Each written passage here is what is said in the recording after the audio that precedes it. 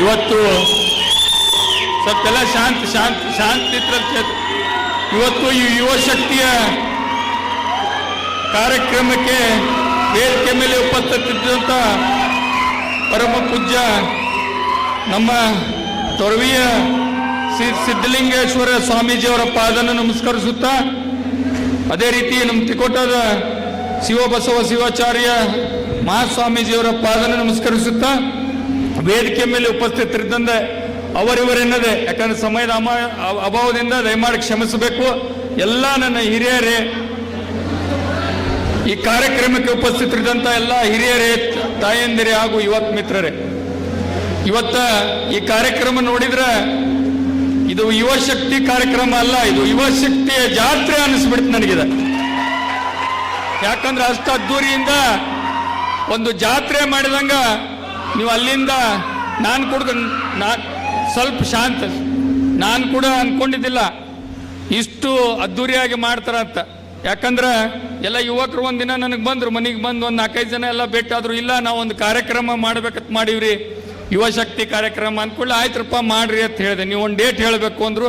ನೀವೇ ಒಂದು 3-4 ಡೇಟ್ ಹೇಳ್ರಪ್ಪ, ಅದ್ರ 1 ತಾರೀಕು ಹೇಳ್ತೀನಿ ಅಂದಾಗ, ಇಲ್ಲ ನಾವು 5ರ ದಿನ 24ನೇ ತಾರೀಕಿಗೆ ಮಾಡ್ಬೇಕಂತ ಮಾಡಿದ್ರೆ, ಆಯ್ತು ಮಾಡಿರ್ತ ನಾ ಮಾಡ್ತೀವಿ ಅಂದ್ಬೇಕು. ಬಳಕ ಎಲ್ಲೋ ಕನಕದಾಸ್ ಮಂಗಲ್ ಕಾರ್ಯಾಲಯದಾಗ ಮಾಡ್ತಾರೆ, ಒಂದು ಸಣ್ಣ ಕಾರ್ಯಕ್ರಮ ಮಾಡ್ತಾರತ್ ನಾ ತಿಳ್ಕೊಂಡಿದ್ದೆ.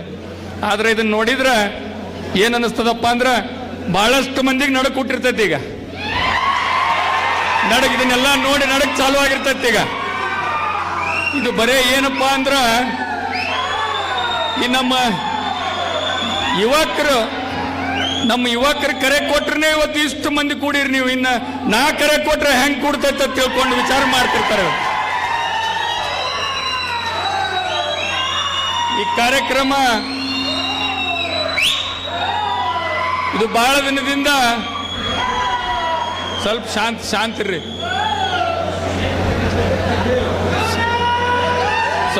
ಸ್ವಲ್ಪ ಶಾಂತಿ. ಈಗ ಏನಾಗ್ತದೆ ಅಂದ್ರೆ, ಸ್ವಲ್ಪ ಶಾಂತಿರಪ್ಪ. ಇವತ್ತು ಬಹಳ ದಿನದಿಂದ ಸ್ವಲ್ಪ ಶಾಂತಿ ಇತ್ತು, ಯಾವ ಇಂಥ ಕಾರ್ಯಕ್ರಮ ಆಗಿದ್ದಿಲ್ಲ. ಬಹಳಷ್ಟು ಮಂದಿ ಏನು ತಿಳ್ಕೊಂಡ್ರು ಎಲ್ಲ ಶಾಂತ ಆಗ್ಯಾರ ಇರತ್ತು. ಆದ್ರೆ ಹಿಂಗೆ ಸುನಾಮಿ ಬರ್ತದ ಅಂತ ಹೇಳಿ ವಿಚಾರ ಮಾಡಿದ್ದಿಲ್ಲ ಅವ್ರು. ಈ ಸುನಾಮಿ ನೋಡಿ ರಾತ್ರಿ ಬಹುತೇಕ ನಿದ್ದಿನೂ ಮಾಡೋದಿಲ್ಲ ಇವತ್ತು. ಅವ್ರ ಒಂದು ಗುಳಿಗೆ ತೊಗೊಂಡೇ ಮಕ್ಕೋತಾರೆ, ನಿದ್ದೆ ಗುಳಿಗೆ. ಯಾಕಂದ್ರೆ ಕನಸಿನಾಗೆಲ್ಲ ನೀವೇ ಬರ್ತೀರಿ ಇವತ್ತು ರಾತ್ರಿ ಬೆಳತನ ಮುಂಜಾನೆ ತನ. ಅಂದ್ರೆ ಯುವ ಶಕ್ತಿ ಅಂದ್ರೆ ಏನದ ಅನ್ನೋದು ಬಹುತೇಕ ಭಾಳ ಹಿಂದಿನಿಂದಲೂ ಕೂಡ ತಾವು ಬಬಲೇಶ್ವರ ಅಷ್ಟೇ ಅಲ್ಲ, ಇವತ್ತು ಬಿಜಾಪುರ ಜಿಲ್ಲೆ, ಬಿಜಾಪುರದವರು ಸಾಕಷ್ಟು ಜನ ಇದ್ದಾರೆ, ಎಲ್ಲ ತೋರಿಸ್ಕೊಟ್ಟಿದ್ದೀರಿ. ಆದರೆ ಇವತ್ತು ಭಾಳ ವಿಶೇಷವಾದ ಕಾರ್ಯಕ್ರಮ ನೀವು ಮಾಡಿದ್ರಿ. ನಾ ಬರೋಕ್ಕೆ ಮುಂಚೆ ನಾನು ಅಂದೆ, ಬಸವೇಶ್ವರ ಸರ್ಕಲ್ ಬರ್ಬೇಕ್ರಿ, ಅಲ್ಲೊಂದು ಹಾರ ಹಾಕಿ ಮುಂದೆ ಇಲ್ಲಿ ಬರ್ಬೇಕಂತ ಅನ್ನೋ. ಆಯ್ತಪ್ಪ, ಹಾರ ಹಾಕಿ 5 ಗಂಟೆಗೆ ಹೇಳಿದ್ರು ಅವ್ರು. 5ಕ್ಕೆ ನೀವು ಬರ್ಬೇಕ್ರಿ, ಒಂದು ಸ್ವಲ್ಪ ತಡ ಮಾಡಿ 6 ಗಂಟೆ ತನಕ ಬರ್ರಿ ಅಂದಿದ್ರು. ಆದರೆ ಇಲ್ಲಿ ಬಂದು ಅಲ್ಲಿಂದ ಇಲ್ಲಿ ಬರೋಕ್ಕೆ 8 ಗಂಟೆ ಮಾಡಿದ್ರು. ನಾ ಅಲ್ಲಿಂದ ಬಂದು 1 ತಾಸ್ನಾಗ ಇಲ್ಲಿ ಬಂದು ಕಾರ್ಯಕ್ರಮ ಮುಗಿಸಿ ಮತ್ತೆ 7:15 ಬರ್ತೀನಿ ಅಂತ ಹೇಳಿ ಬಂದಿದ್ದೆ ನಾ ಬಿಜಾಪುರದಾಗ. ಆದರೆ ಇಲ್ಲಿ ಬಂದು ಇಲ್ಲೇ 9 ಆಯ್ತು. ಯಾಕಂದ್ರೆ ಅಲ್ಲಿಂದ ಇಲ್ಲಿ ಬರಾಕ ನೀವು ಮೆರವಣಿಗೆ ಮೂಲಕ ಏನದ DJ ಡ್ಯಾನ್ಸ್ ನಿಮ್ಮ ಉತ್ಸಾಹ ನೋಡಿ ನನಗೆ ಭಾಳ ಏನಪ್ಪ ಅಂದ್ರೆ ಇದು ಒಂದೇನೋ ಜಾತ್ರೆ ನೋಡಿದಂಗೆ ಆತು ನನಗೆ. ಅದಕ್ಕೆ ಇವತ್ತು ಯುವಕರಂದ್ರೆ ಏನಪ್ಪ ಅಂದ್ರೆ ನಮ್ಮ ಬೆನ್ನೆಲುಬಿದ್ದಂಗೆ, ಬ್ಯಾಕ್ಬೋನ್ ಅಂದ್ರೆ ಏನದ, ಎಲ್ಲಿ ತನ ಬ್ಯಾಕ್ಬೋನ್ ಗಟ್ಟಿರ್ತೈತಿ ಎಲ್ಲ ಗಟ್ಟಿರ್ತದ. ಆ ಬ್ಯಾಕ್ಬೋನ್ ಸ್ವಲ್ಪ ವೀಕ್ ಆತಂದ್ರೆ ಎಲ್ಲ ವೀಕ್ ಆಗಿಬಿಡ್ತದ. ಸೊ ಯುವಕರಂದ್ರೆ ನಮ್ಮ ಬ್ಯಾಕ್ಬೋನ್ ಇದ್ದಂಗೆ. ಸೊ ಅದಕ್ಕೆ ಇವತ್ತು ನಮ್ಮ ಭಾರತ ದೇಶದಾಗ ನಮ್ಮ ಜನಸಂಖ್ಯೆ ಎಷ್ಟೈತೆ ಅಂದ್ರೆ ಇವತ್ತು 130 ಕೋಟಿ ಮೇಲೆ ದಾಟೈತಿ. ಆ 130 ಕೋಟಿ ಒಳಗೆ ಕನಿಷ್ಠ 65% ಯುವಕರವರ, 65% ಅಂದ್ರೆ ಎಷ್ಟಾತ ಕ್ಯಾಲ್ಕುಲೇಟ್ ಹೊಡೆದ್ರೆ ಎಷ್ಟಾತ್ರಿ? 130 ಕೋಟಿಗೆ 65% ಅಂದ್ರೆ ಆಲ್ಮೋಸ್ಟ್ 80 ಕೋಟಿ ತನಕ ಬರ್ತದೆ. ಅಷ್ಟೇ ಯುವಕರದಾರ. ಯುವಕರು ಮನಸ್ಸು ಮಾಡಿದ್ರೆ ಏನೆಲ್ಲ ಮಾಡ್ಬೋದು ಅನ್ನೋದು ಇವತ್ತು ನೀವು ತೋರಿಸಿರಿ. ಯುವಕರು ಇವತ್ತ MB ಪಾಟೀಲ್ರು ಬಹುತೇಕ ಈ ಕ್ಷೇತ್ರಕ್ಕೆ ಮಾಡಿದಂಥ ಕೆಲಸ ಕಾರ್ಯಗಳು ಅದನ್ನೆಲ್ಲ ನಮ್ಮ ಯುವಕರಿಗೆ ಸಾಕಷ್ಟು, ಯಾಕಂದ್ರೆ ಎಲ್ಲೋ ದುಡ್ಯಾಕೆ ಹೋಗ್ಬೇಕಾಗ್ತಿತ್ತು. ಮೊದಲು ಸಾಲಿ ಕಲ್ತ ಎಷ್ಟೋ ಇವತ್ತು 10 ಎಕರೆ 20 ಎಕರೆ ಜಮೀನು ಅದಾವಂದ್ರೂ ಎಲ್ಲೂ ಎದಕ್ಕೂ ಉಪಯೋಗ ಇರಲಿಲ್ಲ. ಎಲ್ಲೋ ಬೆಂಗಳೂರು ಎಲ್ಲೋ 10-20 ಸಾವಿರ ದುಡ್ಯಾಕೆ ಹೋಗ್ಬೇಕಾಗಿತ್ತು, ಬಿಜಾಪುರಕ್ಕೆ ಏನೋ ಒಂದು ನೌಕರಿ ಮಾಡಕ್ಕೆ ಹೋಗ್ಬೇಕಾಗ. ಆದ್ರೆ ಇವತ್ತು ನಿಮ್ಮಲ್ಲೇ ಅಂಥವ್ರನ್ನ ತಂದು ಇಟ್ಕೊಳ್ಳೋ ಹಂಗೆ ಮಾಡ್ಯಾರ ಅವರು. ಇವತ್ತು ನಿನ್ನೆ ತೆಗಣಿ ಬಿದ್ರಿ ಅವ್ರು ಬಂದಿರ್ಬೇಕು ಇವತ್ತು ಕೂಡ. ಅವ್ರು ಹೇಳಿದ್ರು ಏನಪ್ಪ ಏನೇನಂದ್ರೆ ಇಲ್ಲರಿ ನಮ್ಮ ಜಮೀನೇ ನಾವು 100 ಕೋಟಿ 1.5 ಕೋಟಿ ರೂಪಾಯಿ ಆಗ್ಯಾವತ್ತು ಹೇಳಿದ್ರು. ನಾವು ಅಷ್ಟು ಗಳಿಸ್ತೇವಂದು. ಇವತ್ತು ಮೊದಲು ನಾವು ದ್ರಾಕ್ಷಿ ಬೆಳಿತಿದ್ವಿ ಈ ಭಾಗದವ್ರು, ತಿಗೋಟ ಈ ಭಾಗಕ್ಕೆ ಹೆಚ್ಚು ನಾವು ದ್ರಾಕ್ಷಿ ಬೆಳೆಯವ್ರು. ಅವಾಗ ದ್ರಾಕ್ಷಿ ಬೆಳೆಗಾರ ಪರಿಸ್ಥಿತಿ ಹೆಂಗಿತ್ತಂದ್ರೆ ನಾವು ನೋಡ್ತಿದ್ವಿ, ಟ್ಯಾಂಕರ್ಲೆ ದ್ರಾಕ್ಷಿಗೆ ತಂದು ನೀರು ಹಾಕ್ತಿದ್ರು. ಇವತ್ತು ಉಪವಾಸ ಇದ್ದ ಆ ಟ್ಯಾಂಕರ್ಗೆ ಬಿಲ್ ಕೊಡ್ತಿದ್ರು. ಅಂತ ಪರಿಸ್ಥಿತಿ ನೋಡಿವ್. ಎಷ್ಟೋ ಜನ ಇವತ್ತ ದ್ರಾಕ್ಷಿ ಮಾಡ್ಲಕ್ಕಾಗ್ಲಾರ ಕಿತ್ತು ಒಗ್ದಿದ್ದು ನೋಡಿವ್ ನಮ್ಮ ಕಣ್ಣಾರೆ. ಹಿಂದಕ್ಕೆ ಹಿರಿಯರು ತೇಲಿ ಹಾಕೋರು ಅದಾರ. ಒಂದು ಟೈಮ್ನಾಗ ಪರಸಪ್ಪಣ್ಣವ್ರು ಅವರೆಲ್ಲ ಹಿರಿಯರು ಈ ಭಾಗಕ್ಕೆ ನೀರು ತರಬೇಕಂತ ಬಹಳಷ್ಟು ಬುತ್ತಿ ಕಟ್ಕೊಂಡು ಹೊಲ ಅಡ್ಡಾಡಿ ಸರ್ವೆ ಮಾಡಿ ನೀರಾವರಿ ಮಾಡ್ಬೇಕಂತೇಳಿ ಹೋರಾಟ ಮಾಡಿದವ್ರು ಅದಾರ.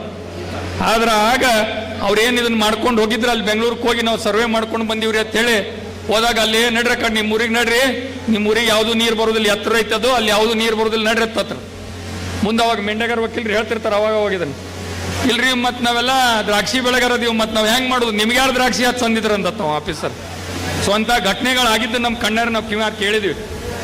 ಸೊ ಇಂಥ ಭಾಗಕ್ಕೆ ಎತ್ತರವಾದ ಪ್ರದೇಶಕ್ಕೆ ಇಲ್ಲಿ ಬಹಳಷ್ಟು ಜನ ಹೇಳ್ತಾರೆ ಇಲ್ಲಿ ನೀರೇ ಬರೋದಿಲ್ಲ ಸುಮ್ಮನೆ ಹೇಳ್ತಾರ, ಇಲ್ಲೆಲ್ಲಿ ನೀರು ಬರ್ತಾವು, ಕರಿಮಡಿ ಥರ ನೀರು ಮುಟ್ಟುದಿಲ್ಲ ಅಂತ ಹೇಳ್ತಿದ್ರು.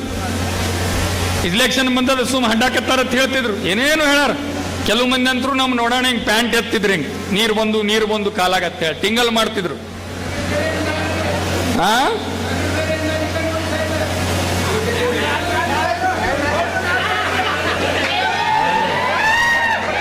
ಅವ್ನು ನಮ್ಮ ತಿಕ್ಕೋಟದ ಸಿದ್ದರಾಮಯ್ಯ ಅವ. ಹಂಗ ಅಂದವ್ರು ಇವತ್ತು ಅವರೇ ಹೆಚ್ಚು ನೀರು ಉಣಿಸ್ಕೊಳಕತ್ತಾರ. ಇವತ್ತು ನೀರಾವರಿ 2017ರಿಂದ 18 ಅಂದ್ರೆ ಈ ಭಾಗಕ್ಕೆ ಜನರಿಗೆ ಈ ಬಿಜಾಪುರ ಜಿಲ್ಲೆಗೆ ಒಂದೇನೋ ಅದು ಗೋಲ್ಡನ್ ಎರ ಇದ್ದಂಗೆ ರೀ, ಗೋಲ್ಡನ್ ಪೀರಿಯಡ್ ಇದ್ದಂಗೆ. ಅವಾಗ ಏನು ನೀರಾವರಿ ಯೋಜನೆ ಅದು ಬಹುತೇಕ ಹಿಂದೂ ಆಗಿಲ್ಲ, ಮುಂದೂ ಆಗುದಿಲ್ಲ.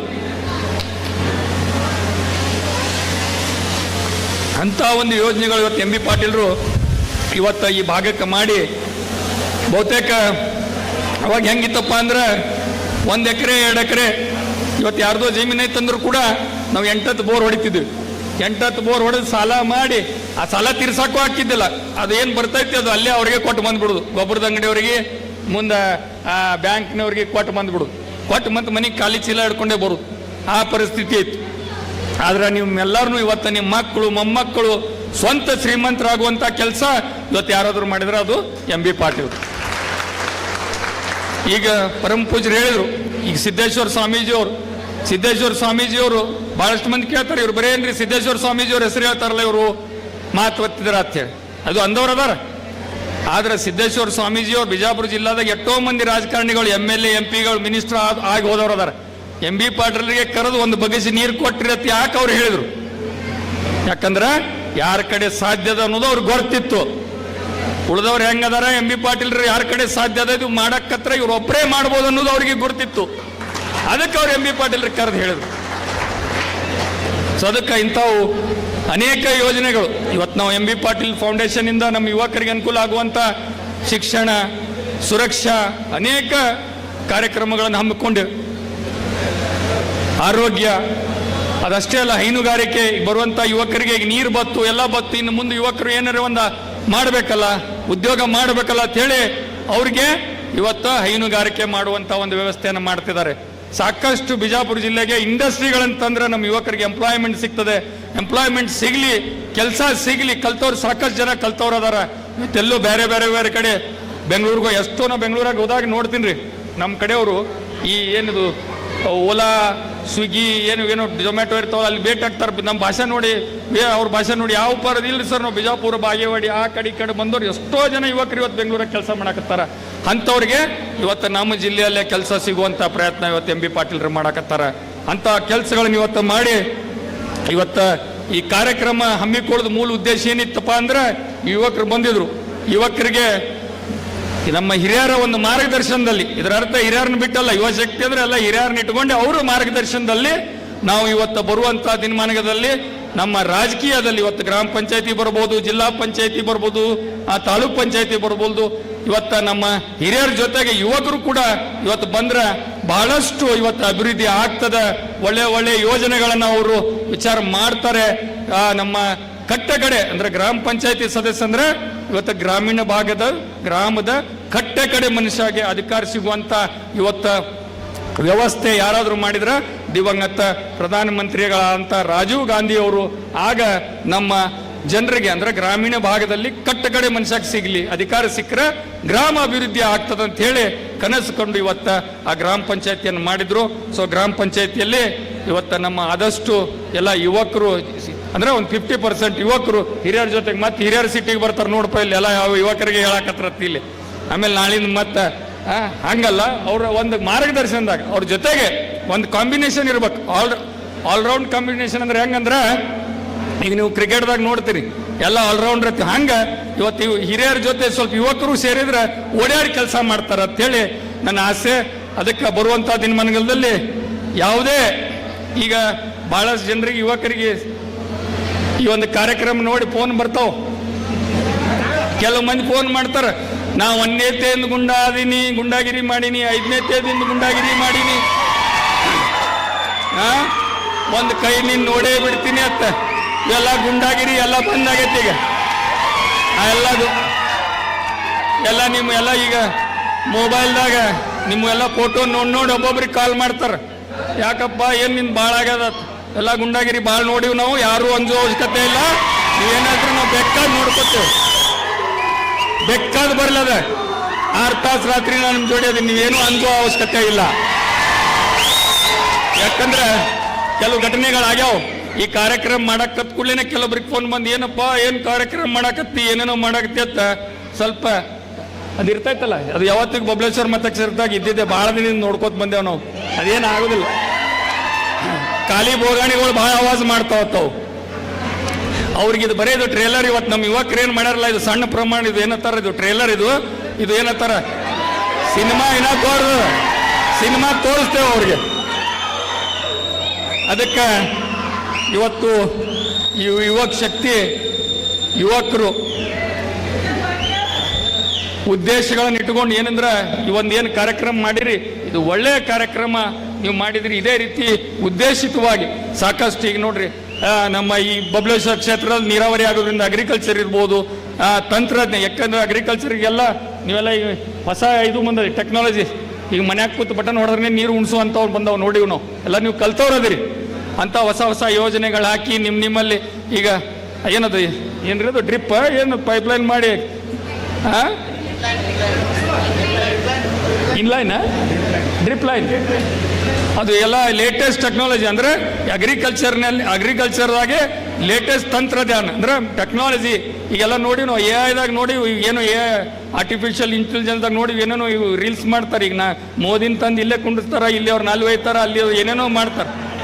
ಸೊ ಅಂಥವೆಲ್ಲ ಈಗ ಟೆಕ್ನಾಲಜಿ ಬಂದದ, ಅದನ್ನು ನೀವು ಸದುಪಯೋಗ ಮಾಡ್ಕೋಬೇಕು. ಅದರಿಂದ ಊರಾಗ ಕೂತು ಸುಮ್ಮ ಮುಂಜಾನೆ ಸಂಜೆ ತನ ಏನೋ ಒಂದು ನೋಡ್ಕೋತ ಟೈಮ್ ಪಾಸ್ ಮಾಡಬಾರ್ದು. ಇಂಥ ಅಗ್ರಿಕಲ್ಚರ್ದಾಗ ಇದ್ರಾಗ ನಿಮ್ಮ ಇದ್ರಾಗ ಮಾಡಿದ್ರೆ ನಿಮಗೆ ಅನುಕೂಲ ಆಗ್ತದ. ಅದಕ್ಕೇನೆ ಸಹಾಯ ಸಹಕಾರ ಬೇಕಾದ್ರೆ ಯಾವತ್ತಿಗೆ ನಾವು ನಿಮ್ಮ ಜೊತೆಗಿದ್ದೀವಿ ಅಂತ ಹೇಳ್ತಾ ಇವತ್ತು ಈಗಾಗಲೇ ಸಮಯ ಭಾಳ ಆಗ್ಯದ. ಮತ್ತು ಯುವಕರು ನನ್ನ ಸಾಧ್ಯವಾದಷ್ಟು ನನ್ನ ಕಡೆ ಬಂದಂಥ ಯುವಕರಿಗೆ ನಾನು ಯಾವತ್ತಿಗೂ ಹೆಲ್ಪ್ ಮಾಡ್ತಾನೆ ಬಂದಿದ್ದೀನಿ. ಯಾಕಂದ್ರೆ ಇವತ್ತಿಲ್ಲೇ ಕಿರಣ್ ಉದಾಹರಣೆ ಅದಾರ. ಇವ್ರು ಸಾಕಷ್ಟು ಜನ ಹಿಂದಕ್ಕೆ ಒಬ್ರು ನಾಯಕರು ಬೆನ್ನೆತ್ತಿ ಅಡ್ಡಾಡ್ತಿದ್ರು, ಅವರು ಕೂದಲಾಗಿಲ್ಲ ಬಿಟ್ಕೊಂಡು. ಅವ್ನು ಹೇಳ್ತೀನಿ ಅವ್ರ ಸಾಕಷ್ಟು ಜನ ಯುವಕರು ಹಿಂಗ ನಾಯಕರಿಂದ ಬೆನ್ನೆತ್ತ ಅಡ್ಡಾಡಿದ್ರು. ಮುಂಜಾನೆ ಸಂಜೆ ತನ ಅಡ್ಡಾಡಿಸ್ತಿದ್ರು ಗಾಡ್ಯಾಗ. ಇವರು ಹಿಂಗೆ ಮಾಡ್ಕೋತ ಅಡ್ಡಾಡಿ ಮುಂದೆ ಬಂದ ಗಾಡಿ ಇಳಿಸ್ಬಿಡೋರು. ಒಂದು ಹನಿ ನೀರು ಸುಲ್ಕೆ ಕುಡಿಸ್ತಿದ್ದಿಲ್ಲ, ಚಾನು ಮತ್ತು ಇವ್ರು ಮನೆಗೆ ಹೋಗೇ ಕುಡಿಯೋದು. ಅಂತ ನಾಯಕರು ನೋಡೇವು ನಾವು. ಯಾಕಪ್ಪ ಹೌದಿಲ್ಲ, ಇಂಥವ್ರು ಭಾಳ ಅದಾರ. ಆದ್ರೆ ಯಾವಾಗ ಇವ್ರು ನನ್ನ ಕಡೆ ಬಂದ್ರು ಮೊದಲು ಕೂದಲ ಕಟ್ ಮಾಡಿಸಿದ್ನ ಅವ್ರನ್ನ ಮಾಡಿ ಏನ್ರಿ ಒಂದು ಕೆಲಸ ಮಾಡ್ರಿ, ನೀವು ಉದ್ಯೋಗಕ್ಕೆ ಹತ್ರಿ, ನಾ ಸಪೋರ್ಟ್ ಮಾಡ್ತೀನಿ ಅಂತೇಳಿ ಇವತ್ತು ಅವ್ರ ಜೀವನ. ಸಾಕಷ್ಟು ಜನ ಯುವಕರಿಗೆ ನೀವು ಮೊದಲು ಏನಾರು ಒಂದು ಉದ್ಯೋಗ ಮಾಡ್ರಿ, ಕೆಲಸ ಮಾಡ್ರಿ, ಸಾಲಿ ಕಲ್ತಿದ್ರೆ ಎಲ್ಲರೂ ನೌಕರಿ. ನಾವೆಲ್ಲ ನಮ್ಮ BLD ಎತ್ತಲ್ಲ, ಬೇರೆ ಕಡೆ ಇದ್ರು ಕೂಡ ನಿಮ್ಗೆ ನೌಕರಿ ಇದು ತಗೋರಿ, ಬೋರ್ವೆಲ್ ತಗೋರಿ. ಕೆಲವೊಬ್ರಿಗೆಲ್ಲ ಕರ್ ಲೋನ್ ಹಾಕ್ಕೊಟ್ಟಿವಿ, ಏನದು ನೇರ ಸಾಲ, ಅವು ಇವು ನಮ್ಮ ಕಡೆ ಸಾಧ್ಯ ಆದಷ್ಟು ಇವತ್ತು ನಾ ಹೆಲ್ಪ್ ಮಾಡುವಂಥ ಕೆಲಸ ನಾವು ಮಾಡಿದ್ದೀವಿ. ನಾನಿರ್ಬೋದು, ಇವತ್ತು MB ಪಾಟೀಲ್ರು, ನನ್ನ ಸೋದರ ಅಂತ MB ಪಾಟೀಲ್ರು, ನಾವು ಯಾವತ್ತಿಗೆ ನಿಮ್ಮ ಜೊತೆಗೆ ಇದ್ದು ನಿಮ್ಮ ಸೇವೆಯನ್ನು ನಾವು ಸದಾ ಮಾಡ್ತೇವೆ ಅಂತ ಹೇಳುತ್ತಾ ಇವತ್ತು ಇನ್ನೊಂದು ಮುಖ್ಯವಾದದ್ದು ನೀವೆಲ್ಲರೂ ನನಗೆ ಪ್ರಮಾಣ ಮಾಡಬೇಕು. ಏನಪ್ಪ ಅಂದ್ರೆ ವಾಪಸ್ ಹೋಗುವಾಗ ಮೋಟರ್ ಸೈಕಲ್ ಮೇಲೆ ದೂರದಿಂದ ಬಂದಿರಿ ನೀವು ಸರಿಯಾಗಿ ಸೌಕಾಸ ದಾಂಡ್ಲಿ ಮಾಡಲಾರ್ದೆ ನಿಮ್ಮ ಮನೆಗೆ ಹೋಗಿ ಮುಟ್ಟುವಂತ ಜವಾಬ್ದಾರಿ ನಮ್ಮ ಮೇಲದ. ನಾ ಗುರುಗಳಿಗೆ ಅದೇ ಹೇಳಾಕತ್ತಿದ್ದೆ, ಈ ಟೈಮ್ ಭಾಳ ಮಾಡಿದ್ರಿ, ಇದ್ರಾಗ ಟೈಮ್ ಭಾಳ ಮಾಡ್ಯಾರ. ಯಾಕಂದ್ರೆ ತಿಕೋಟಾದವ್ರು ಇಲ್ಲೇ ಹೋಗ್ತಾರೆ, ಎಲ್ಲಿಂದ ದೂರಿಂದ ಮೋಟರ್ ಸೈಕಲ್ ಮೇಲೆ ಬಂದಾರ. ಕತ್ಲಾಗ ಅವ್ರು ಊರು ಮುಟ್ಟಬೇಕು, ಅದು ನನಗೆ ಚಿಂತೆ ಆಗ್ಯದ ಅಂತ ಹೇಳಿದ್ನ. ಅದಕ್ಕೆ ನೀವು ನನಗೆ ಚಿಂತೆ ಕೊಡಬಾರ್ದಂದ್ರೆ ನೀವು ಸರಳ ರೀತಿ ಸೌಕಾಸ ಏನು ಊರು ಹೋಗಿ ಮುಟ್ಟಿ ನೀವು ಏನು ಎಲ್ಲಿ ಏನಂತಾರ ಮತ್ತೆ ಎಲ್ಲಿ ಕೂತೇವೆ ಇಲ್ಲಿ ಕೂತೇವೆ ಅಲ್ಲಿ ಊಟ ಮಾಡಿದಿವ್ರಿ ಇಲ್ಲಿ ಇದು ಮಾಡಿದ್ವಿ, ದಯಮಾಡೋದು ಮಾಡಬೇಡ್ರಿ, ಊರಿಗೆ ಹೋಗಿ ಊಟ ಮಾಡ್ರಿ. ಅದಕ್ಕೆಲ್ಲ ಇಲ್ಲಿ ಅಂದ್ರೆ ಇಲ್ಲಿ ಊಟ ಮಾಡಿರ್ತೀರಿ, ಊರಿಗೆ ಹೋಗಿ ಊಟ ಅಂದ್ರೆ ಅದು ಹೇಳಿದ್ನಲ್ಲ ಧಾಬಾಕ್ ಹೋಗ್ಬೇಡ್ರಿ ಅಂತ ಹೇಳಿದ್ನ. ಸೊ ಅದಕ್ಕೆ ಇವತ್ತು ಈ ಕಾರ್ಯಕ್ರಮ ಅದ್ದೂರಿಯಿಂದ ಮಾಡಿದಂಥ ಎಲ್ಲ ಯುವಕ ಮಿತ್ರರಿಗೆ ನಮ್ಮ ಮತ್ತೊಮ್ಮೆ ವಂದಿಸುತ್ತಾ ನಿಮ್ಮನ್ನ ಇವತ್ತು ಮಾಡಿದಂಥ ಕಾರ್ಯಕ್ರಮ ಬಹಳ ಸಂತೋಷವಾಯ್ತು ಅಂತ ಹೇಳಿ ಎಲ್ಲರೂ 5 ನಿಮಿಷ ಶಾಂತಿ, 5 ನಿಮಿಷಕ್ಕಿಂದ್ರೆ 5 ನಿಮಿಷ ಕಾರ್ಯಕ್ರಮ ಮುಗಿಸುತ್ತೇವೆ. ಇದೇ ರೀತಿ ಮತ್ತೆ ಬರು ದಿನಮಾನಗಳಲ್ಲಿ ಇನ್ನೂ ಹೆಚ್ಚು ಕಾರ್ಯಕ್ರಮ ನೀವು ಸೇರಿ ಮಾಡೋಣ ಅಂತ ಹೇಳಿ ಏನು ಯುವ ಶಕ್ತಿ ಐತಿ, ಈ ಯುವ ಶಕ್ತಿ ಹೆಂಗಂದ್ರೆ ನಾವೆಲ್ಲರೂ ಒಂದಾಗಿದ್ರೆ ಮಾತ್ರ ಯುವ ಶಕ್ತಿ. ಇವತ್ತು ನಾವೆಲ್ಲ ಒಕ್ಕಟ್ಟಿನಿಂದಿರ್ಬೇಕು. ನಮ್ಮೊಳಗೆ ಯಾವುದೇ ಭೇದ ಭಾವ ಬೇಡ. ಕೆಲವೊಂದು ಇರ್ತಾವ ಅಲ್ಲಿ ಹೇಳ್ತಿರ್ತೀರಿ ನೀವು ಅವ ಹಿಂಗ್ರಿ ಅವ ಹಿಂಗ್ ಮಾಡಿದ್ರಿ, ದಯಮಾಡಲ್ಲ ಅದೆಲ್ಲ ದೂರ ಇಟ್ಟು ನಾವೆಲ್ಲರೂ ಒಂದಾಗಿ ಒಂದೇ ಕುಟುಂಬದವ್ರ ಗತ್ಲೆ ಇವತ್ತ ಕೆಲಸ ಮಾಡೋದು ಅಂತ ಹೇಳಿ ನಾನೊಂದೆರಡು ಮಾತು ಮುಗಿಸ್ತೇನೆ. ಜೈ ಹಿಂದ್, ಜೈ ಕರ್ನಾಟಕ.